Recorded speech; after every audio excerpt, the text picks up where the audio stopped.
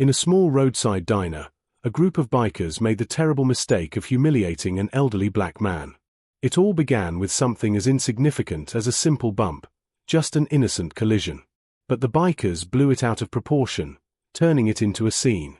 They mocked him and even had the audacity to spit into his coffee. What they didn't realize was that this man wasn't just anyone, he was a decorated Vietnam veteran. And soon, they would regret disturbing the quiet solace of his daily coffee ritual. The Route 66 diner basked in the golden hues of late afternoon sunlight. Warm rays streamed through the wide windows, casting a soft glow on the worn leather booths inside. Charlie Jones, a veteran with calloused hands and a face deeply lined by years of experience, gently pushed open the diner's glass door. The bell above jingled lightly, announcing his arrival. Perched firmly on his head was his signature cap, adorned with pins and patches from his military days, a silent testament to his service. As Charlie stepped inside, his eyes briefly adjusted to the dimmer light within. As he moved further in, his steps faltered for just a moment, and his hand instinctively reached out to steady himself against a nearby chair. That's when he found himself face to face, or rather, face to chest, with a towering man. This stranger was a mountain in human form, his broad shoulders straining the seams of a battered leather jacket. But what really caught Charlie's attention wasn't the man's sheer size. It was the fierce red dragon emblazoned on the back of the jacket.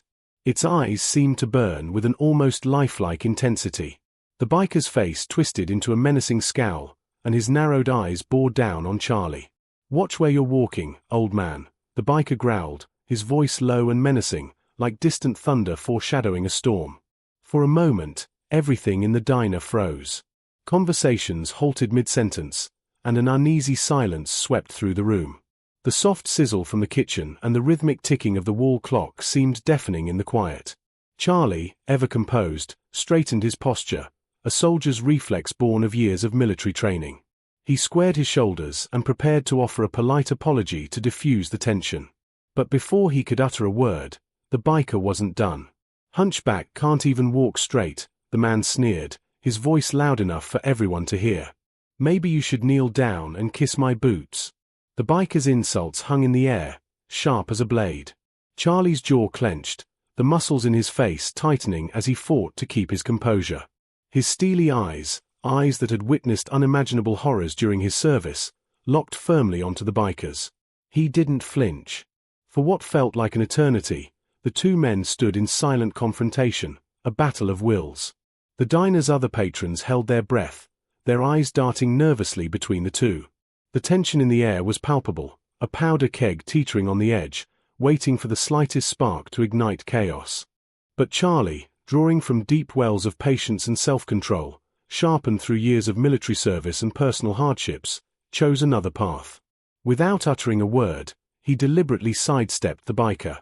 His movements were measured, calm, and purposeful, even as he felt the looming presence behind him, like an angry thundercloud brimming with unspent fury. Step by steady step, Charlie made his way to his usual booth by the window. The quiet determination in his stride drew the silent attention of everyone in the diner.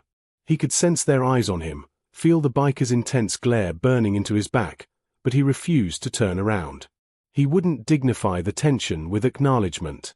Sliding into his familiar seat, Charlie released a small, almost imperceptible sigh of relief. His gaze shifted to the window, settling on the parking lot and the endless expanse of Route 66 beyond. It was a view he had grown to appreciate, a comforting reminder of the vast world and the countless journeys that converged at this humble spot. From the corner of his eye, Charlie caught sight of the biker striding past his table, shooting him a final piercing glare before settling a few tables away. Charlie didn't react outwardly, though he discreetly observed as two more bikers joined their companion. Their leather jackets bore the same fierce red dragon insignia, its fiery eyes seeming to burn with an unrelenting intensity. One of the bikers noticed Charlie glancing in their direction. With a smirk, he nudged his companions, who turned to look as well. Embarrassed, Charlie quickly averted his gaze, instead letting his eyes wander around the diner. He studied the dessert case by the counter, filled with an inviting selection of pies and cakes. His attention shifted to the familiar, worn booths, each holding untold stories of shared laughter and quiet conversations. Finally, his gaze returned to his own booth. It was a spot he had chosen years ago with purpose, offering a clear view of both the entrance and the parking lot, a habit ingrained from his military days, always vigilant, always ready for the unexpected. As he sat, the laughter and voices of the bikers grated against the typically tranquil atmosphere of the diner. The sound seemed almost intrusive, an unwelcome disturbance in the otherwise peaceful routine. Unconsciously, Charlie straightened his posture, his body tensing ever so slightly, preparing for a confrontation he silently hoped wouldn't come.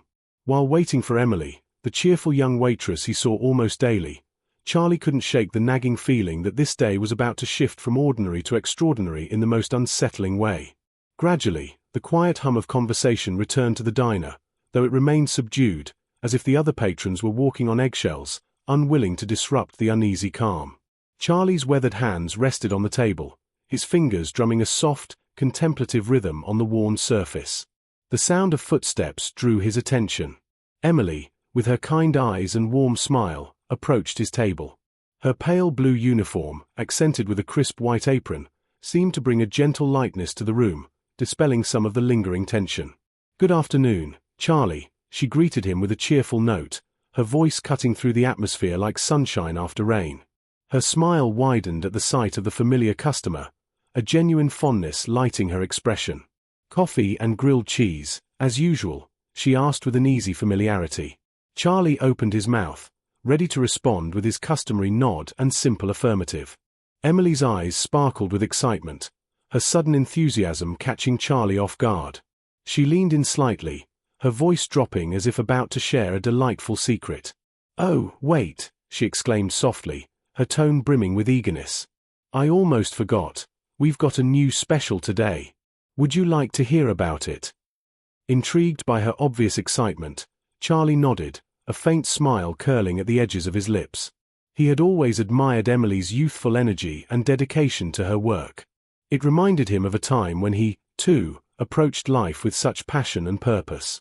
"What's the occasion?" he asked with genuine curiosity. Emily's face lit up as she began explaining, her words tumbling out with pride. "I've been perfecting my apple pie recipe for months," she said, her hands gesturing animatedly. "I've tried different combinations of apples, played around with the spices, even experimented with the crust. And finally, I think I've nailed it." Charlie listened attentively, touched by her enthusiasm. It was moments like these that made the diner feel more like a home, a place where small victories were celebrated and shared with warmth. Emily leaned in closer, her voice dropping to a conspiratorial whisper. "I baked a fresh batch this morning, and it's been selling like crazy. In fact," she paused for dramatic effect, her eyes twinkling, "there's only one uncut piece left." Her mischievous smile deepened as she continued, "Since you're one of our most loyal customers, I'd be happy to give you an extra-large slice of that last piece. What do you say? Want to try something new today?" Charlie's eyes shifted briefly to the dessert case, where he could just make out the golden brown crust of the remaining pie. A creature of habit, he had ordered the same grilled cheese for years, a comforting constant in a chaotic world. But as he glanced back at Emily's hopeful expression, a warmth spread through his chest, not from the sunlit window but from her genuine care. "You know what, Emily?" Charlie said, his voice tinged with affection. "I think I'll give that apple pie a try." Emily's smile grew even brighter, seeming to light up the entire diner. "Wonderful," she exclaimed, barely containing her excitement. "I'll bring your coffee right away and get that pie sliced up for you. You won't regret it, Charlie, I promise." As she turned and made her way to the counter, her step light with happiness, Charlie's attention was drawn to the biker's table. The three men were now eyeing the dessert shelf hungrily, their earlier hostility seemingly replaced by a desire for sweets. Emily approached their table, her professional demeanor intact despite the morning's tension. "What can I get for you gentlemen today?" she asked, her friendly tone carrying across the diner. The largest biker, who had bumped into Charlie earlier, leaned forward, his gruff voice echoing. "We'll take that last piece of apple pie," he demanded impatiently. Emily's smile faltered for just a moment before she replied, steady and polite, "I'm sorry, sir, but that piece has already been sold to another customer. However, we do have a fresh batch baking in the kitchen, which should be ready in about 30 minutes if you'd like to wait." The biker's face darkened at her response. "We don't want to wait 30 minutes. Let the other customer wait for the new one, he barked. Emily, holding her ground, replied firmly, I'm sorry, but it's our policy to serve on a first-come, first-served basis. It wouldn't be fair to give away an order that's already been placed. The tension grew thicker as the bikers exchanged glances. Another, his vest bearing the name Razor, leaned in, his tone low and menacing. Look, sweetheart, that's a big piece of pie. Split it, half for us, half for your loyal customer. His eyes flicked toward Charlie's table, making his target clear. Emily hesitated, glancing at Charlie.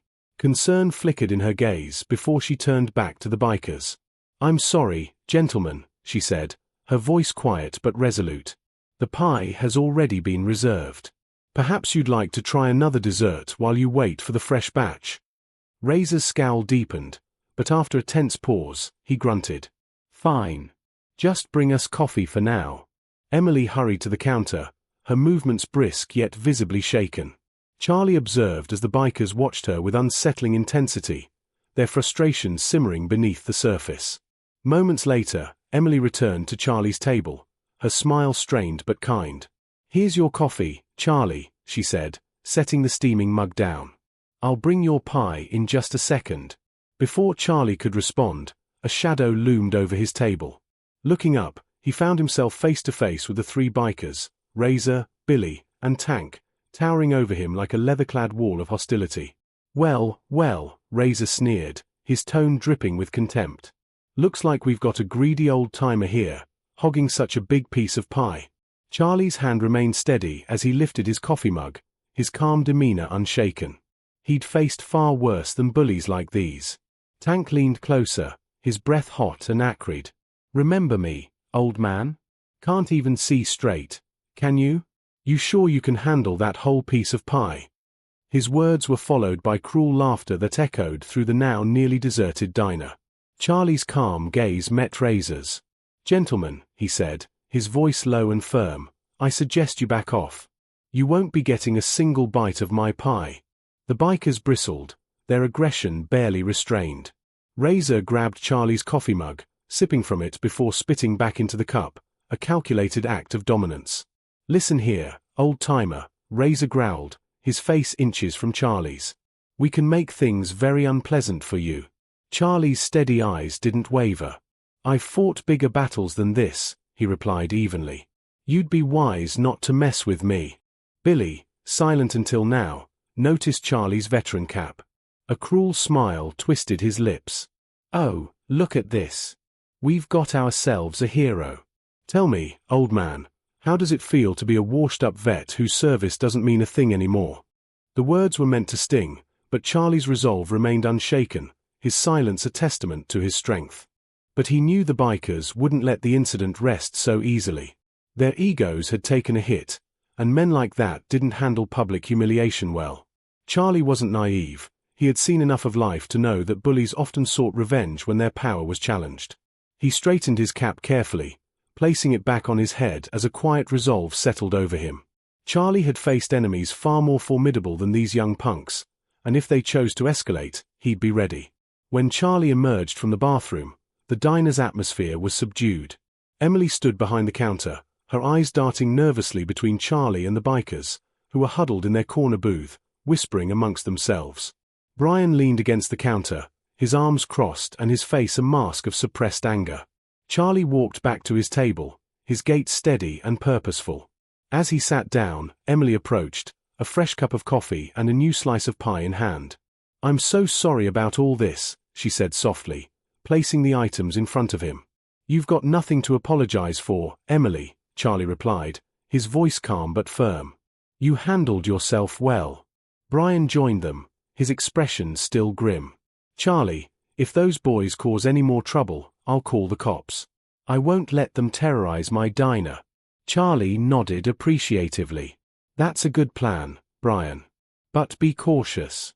Men like them don't like to be challenged, especially in front of an audience.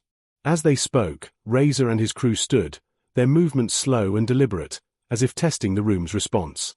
They walked toward the door, but Razor paused, turning back to glare at Charlie. This isn't over, old man, he growled before storming out, the bell above the door jingling sharply in their wake.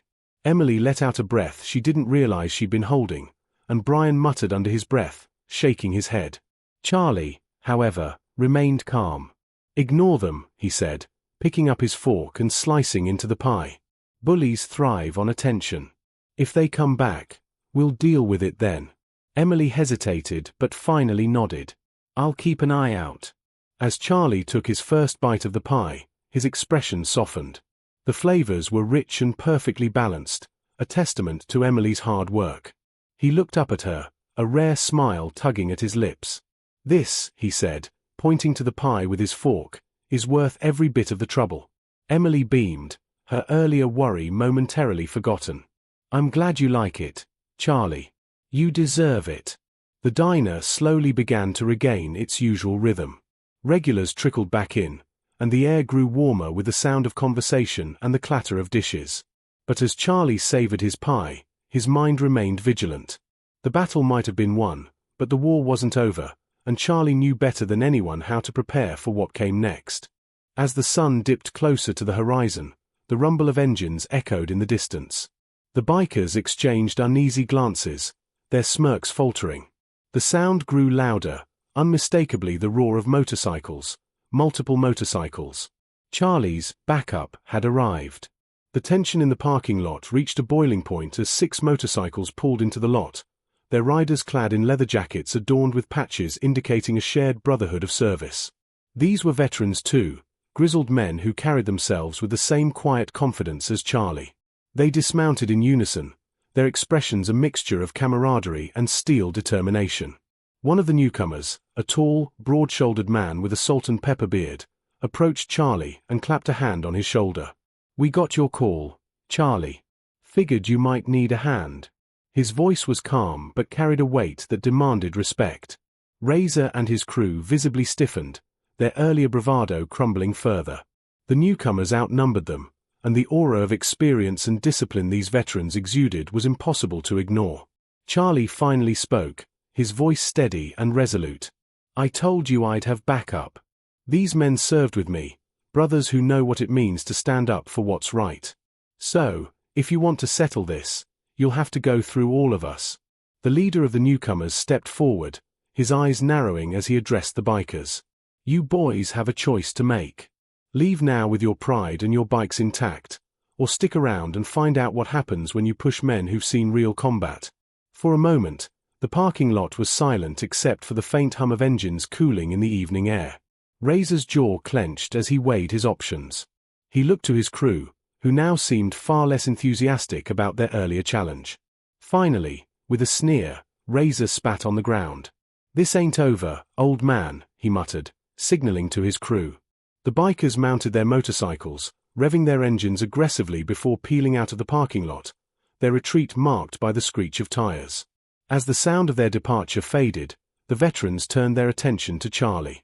"You handled yourself well," the leader said with a nod. "But don't take chances like this alone next time." Charlie smiled faintly, his eyes betraying a flicker of relief. "Thanks for coming. I knew I could count on you." Inside the diner, Emily and Brian watched in awe as the scene unfolded. Emily finally let out a breath she hadn't realized she was holding, her hands trembling as she clutched the counter. "He really did it," she whispered. Brian, his admiration for Charlie clear, nodded. "That man is something else." As Charlie re-entered the diner, his fellow veterans following behind, the atmosphere shifted from tension to gratitude. Emily rushed forward, her voice thick with emotion. "Charlie, are you okay?" Charlie nodded, his expression softening. "I'm fine, Emily. No harm done." The leader of the veteran group spoke up. "Looks like you've got yourself a protector here," he said, glancing at Emily and Brian. "But don't hesitate to call us if those punks come back." As the veterans sat down, Emily brought out fresh coffee and pie for everyone, her gratitude evident in every gesture. The diner, once a battleground of intimidation, became a haven of camaraderie and respect. Charlie, his cap back in place and his dignity intact, took a sip of his coffee. For now, the storm had passed, but the bond of brotherhood forged in the crucible of service remained steadfast, a reminder that even in the face of danger, no one stands alone. But Charlie's earlier words held her back. He had assured them everything was under control. Despite their fears, they chose to trust him. As the minutes dragged on, the bikers' impatience grew. Uneasy glances were exchanged among them, clearly unsettled by Charlie's calm demeanor. Razor, desperate to regain control, stepped closer. "Listen here, you senile old fool," he growled, his face just inches from Charlie's. "Whatever game you think you're playing, it ends now. You've got 5 seconds to start begging for mercy, or we'll—" His threat was abruptly interrupted by the distant rumble of an approaching motorcycle. All heads turned toward the sound, confusion flashing across the bikers' faces. This was definitely not part of their plan. A large Harley-Davidson emerged on the horizon, its chrome shining under the setting sun. As it drew closer, the bikers' confusion shifted into shock, and then fear. Charlie allowed himself the smallest smile, recognizing the rider immediately. The motorcycle came to a stop in the parking lot, its engine settling into a soft purr. Its rider, a tall, imposing figure, wore a leather vest adorned with intricate patches. Every movement he made spoke of years of experience. On his back, the red dragon insignia appeared more detailed than the others, a clear mark of his high rank within the club. The 6 bikers visibly stiffened. Their president had arrived, and they clearly hadn't called him. His unexpected presence threw them completely off balance. Razor, quickly attempting to recover, called out with nervous enthusiasm, "Boss, you're here. Now we've got even more strength to crush this old man. He doesn't stand a chance against all of us." Tank, emboldened by their leader's presence, sneered at Charlie. "Hear that, old-timer? You'd have to fight all of us if you want any peace from now on." But their smugness quickly turned to confusion, and then stunned silence, as Victor, their leader, walked past them without a word. He strode directly to Charlie. The bikers could only watch in disbelief as Victor pulled the older man into a warm embrace, leaving the onlookers stunned into silence. "Victor," Charlie greeted, his voice steady but filled with familiarity. "It's been a while." "Charlie," Victor replied, his deep voice carrying warmth. "It has been a while. Looks like my club's gotten bigger since you last saw us." His sharp gaze scanned the group of bikers, turning cold as he continued. "And it seems some of them have gotten a little too big for their britches when I'm not around." The bikers squirmed under Victor's scrutiny, the reality of the situation dawning on them. Their confidence crumbled, realizing they had severely miscalculated. Victor turned back to Charlie. "Tell me, old friend," he said, a hard edge beneath his friendly tone, "what exactly has my club been up to today?" Meeting his gaze, Charlie replied calmly, "It seems some of your newer members have forgotten what respect means. They've been causing trouble, over a piece of apple pie, of all things." As Charlie recounted the events of the day, the bikers' faces drained of color. They stood frozen as Victor listened, his expression growing darker with each detail. "Is this true?" Victor finally demanded, his voice like thunder. "You've been harassing my old war buddy over dessert." Unable to meet his gaze, the bikers shifted uncomfortably, realizing they had been tormenting someone not only respected by their president but also a fellow Vietnam veteran. Razor, desperate to salvage any shred of dignity, stammered, "Boss, we didn't know he was your friend. We were just having some fun, no real harm done." "No harm done?" Victor roared, his anger unmistakable. "You dare mock a veteran? A man who fought for this country? People like Charlie and I built this nation while you were still in diapers." The bikers flinched, their bravado now fully extinguished. And all this, over a piece of apple pie. Spitting in his coffee, pouring it on him. Victor's voice dripped with disgust. "Is this what our club stands for now?" The red dragon insignia on their vests seemed meaningless now, mere scraps of fabric as Victor ordered the 6 men to line up. One by one, he stripped them of their patches and vests, his movements deliberate and full of contempt. "Remember who you were before I took you in," he warned coldly. "Come back here again, harass anyone, and you'll regret it."